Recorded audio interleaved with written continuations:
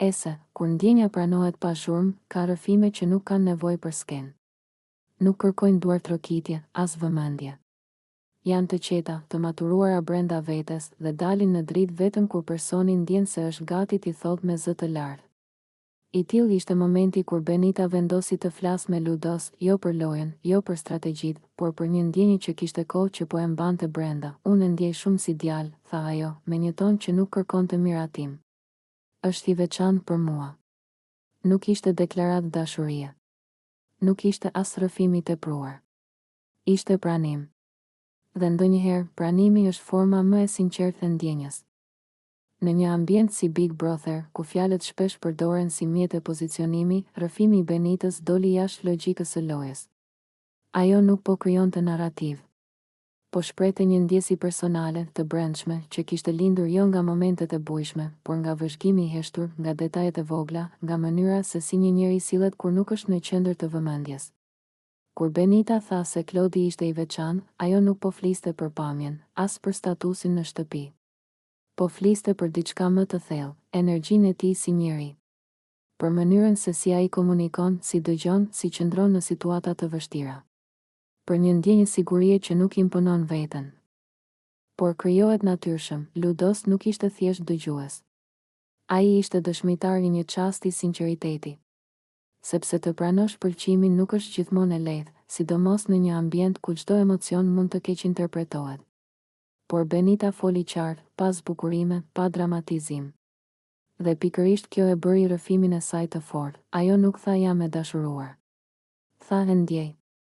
Dhe kjo dallon shumë. Sepse ta ndjesh dik është proces. Është diçka që rritet, që ndryshon, që kërkon kohë për t'u kuptuar.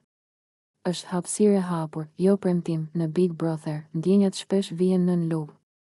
Pyeten, a është e vërtet apo strategji? Por ndonjëherë, ndjenja është thjesht ndjenjë. Nuk ka qëllim tjetër përveç se të ekzistojë. Dhe Benita e lejoi të ekzistonte, pa presionin për ta shndërruar në diçka më shumë se ç'ishte në atë moment. Pranimi i saj tregoi edhe diçka tjetër, pjekuri emocionale. Ajo nuk po kërkonte konfirmim nga Klodi në atë çast. Po i jepte vetes leje ta pranojë atë që ndjente, pa e ngarkuar tjetrin me pritshmëri. Sepse ndjenja e shëndetshme nuk kërkon menjëherë përgjigje, kërkon së pari mirëkuptim me veten. Klodit, ndoshta pa e ditur, i ishte dhënë një rol i veçantë në botën emocionale të Benitës. Jo si figurë romantike e zhurmshme, por si prani që të bën të ndihesh mirë. Dhe kjo është ndoshta forma më e bukur e pëlqimit, kur dikush është i rëndësishëm për ty. Jo sepse të trazon, por sepse të qetëson. Ky moment e zhvendosi fokusin nga dramat e zakonshme të shtëpisë. Na kujtoi se marrëdhëniet nuk ndërtohen vetëm nga konfliktet apo pasionet e forta, por edhe nga respekti i heshtur. Nga mënyra se si e shikon tjetrin jo si objekt dëshire, por si njeri. Eseja e këtij rrëfimi është, në thelb, për guximin për të qenë i sinqert pa qenë dramatik. Benita nuk bëri zhurmë, por la gjurmë.